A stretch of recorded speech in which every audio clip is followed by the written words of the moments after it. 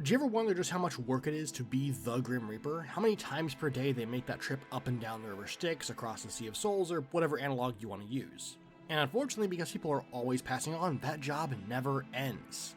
Now imagine having literally any other job alongside that, or a hobby, or a pet, anything else. When would you ever have time for yourself as the Grim Reaper? Well, if you're just one lone Reaper, probably never. Way too many people die every day for there to be a moment to waste. But if there happens to be not one Grim Reaper, but an entire workforce of admittedly overworked Reapers all sharing that burden, then maybe you might have a little free time. Time to maybe go adventuring, write a song, make some friends, or just walk around the world of living for a little bit when your vacation finally comes around. And I bring all this up because death in D&D is kind of weird. There aren't a lot of things that make your party directly confront death without just straight up killing one of your players, and I want to change that. Now, if only there was some sort of character or media personality I could use to express this. Someone that streams a lot and maybe has fallen asleep mid-stream from being overworked and happens to make some nice music. Okay, look, you saw the thumbnail, right? Good, then yeah, I'm gonna use Callie as my way of getting this across. I'm more Calliope! Fuck you. Now, why am I basing this new homebrew on a VTuber and not something like Bleach? Because I like Callie's stuff and I've been wanting to find a way to do something like this for a while. And why not use it as an excuse to look at some old homebrew, rework it, and talk about something I like? Yes, I am a huge nerd. Big surprise. Oh, and before we get into the video, remember to make YouTube happy by liking the video or leaving a comment. You can ask me anything, and I'll do my best to answer all the questions I see, so consider it a Q&A. We are also super close to our 24-hour live stream for Extra Life. We're going to have a bunch of guests from all over the D&D and TTRPG space, so come and show some love and help some kids. We're going to be playing a bunch of games and giving out prizes. Also, if you stick around to the end of the video, I have a small surprise for you. Hey guys, two quick questions. Number one, what the fuck am I looking at? So, Reapers. There are a bunch of different portrayals of death in media or mythology all over. You've got Santa Muerte or Saint Death in Mexican cultures, the weighing of the feather where Anubis yanks your heart out of your chest and weighs it against a feather, and one of my favorites, the Dullahan from Irish folklore, and no, it is not because of Duada, shut up.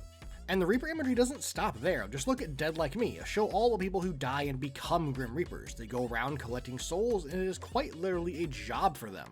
One they have to do if they want to continue being undead.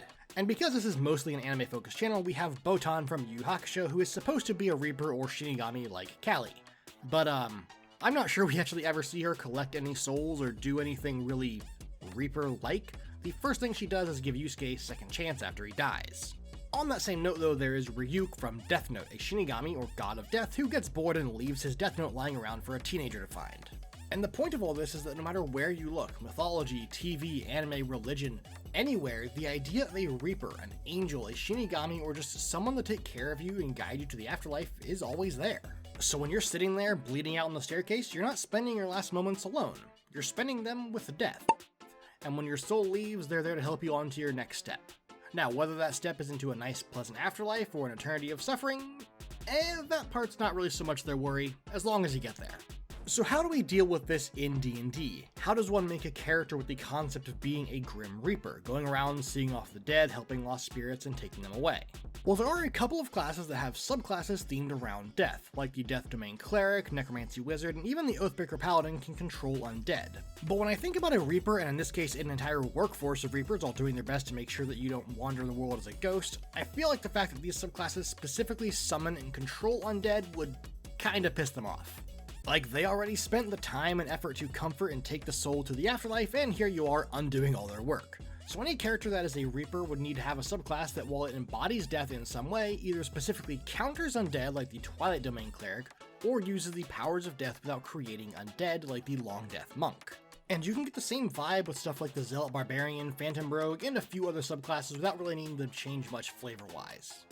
Now, before we get too deep into this, I know we've been talking about death for a little bit now, and death can be scary, yes, but you know what is scarier than death?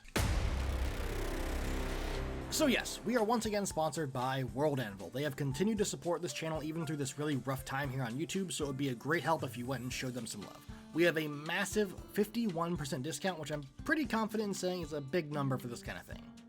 And while normally I highlight the map stuff in my videos because I love me some maps, World Anvil has a lot more tools than just map stuff. You can store NPCs and entire faction info on World Anvil, so if you're, say, making an entire group of Reapers with a bunch of different members, you can keep track of all that information on World Anvil. You can even go so far as to put special markers and colors on the map to show which areas are under the control of which Reapers.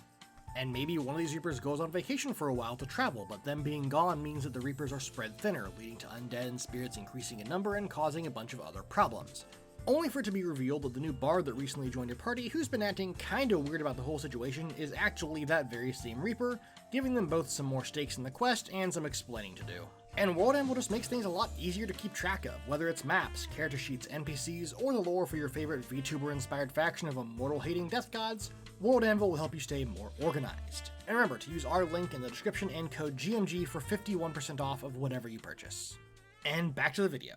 Now, the exact lore for your Reapers is kind of up to you and your DM. Whether you're the follower of a specific deity who serves as Reaper after death, like the Raven Queen, or you're pulling a full Callie and being a spirit of death given physical form. Your Reaper could have a specific goal in mind, like tracking down a soul that escaped back into the material plane and is raising more undead, stopping a necromancer from creating an army, or turning themselves into a lich. Any of these are great goals for a Reaper-style character. But at the same time, you could have a Reaper that is simply doing their normal duties in the form of a living person. Maybe they're a traveling priest who cleanses spirits by helping them pass on. They spend time with people in an illness-stricken ward of town in their last moments, being the last face they see in life and the first face they see in death. Or maybe your character has been working for so long that they hardly know what it's like to not work anymore, and finally having a few years of vacation saved up, they go to enjoy some time on the material plane for as long as they can. So you find a nice party full of people that you can get along with and end up saving them from death a few times because you really just don't want to deal with the paperwork that would be caused by them dying on your watch. And you could easily have them try to hide their job, but I think it's a lot more fun to lean into the jokes. And if one of your comrades does happen to fall in combat, your character can be there to take them to the afterlife, reminisce about their adventures, their life, and send them off as a friend. Die, idiot! Death can be a rough time for players sometimes.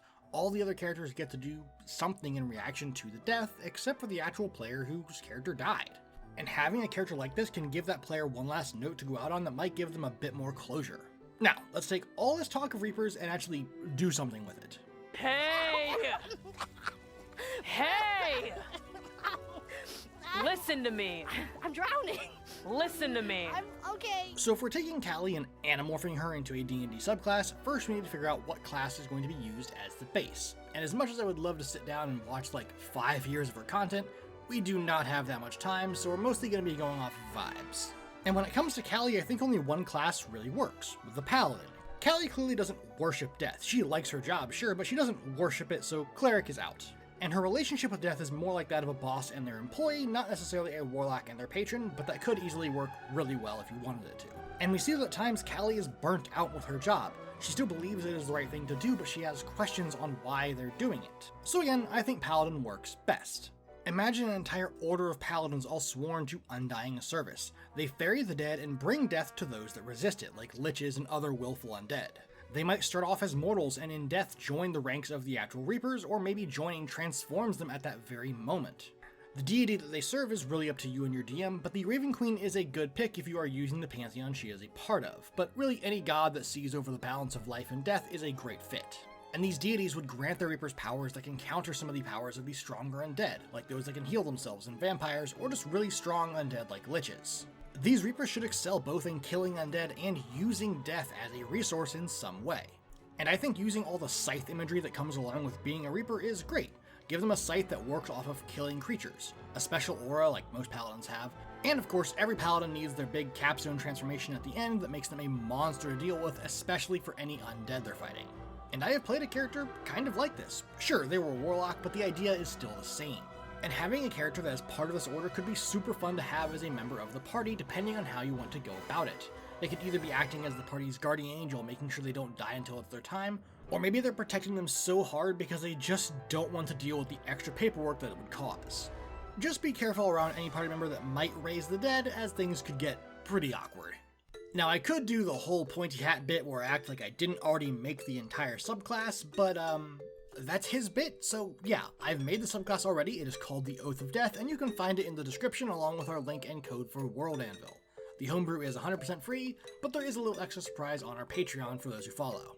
And for anyone wondering, yes, I am planning on doing more of these. I'm not just going to bring back an entire homebrew series and just do one video. Now, as for if I'm going to continue using VTubers as a medium for them, well, maybe. We'll have to see in the long run, but at least for now I have a few of them already planned out because, well, I am a huge fucking nerd and I like a lot of VTubers. And somehow a lot of the homebrew that I've made in the past that I want to update just kind of fits with certain VTubers. I don't know how this happened, but I'm gonna use it.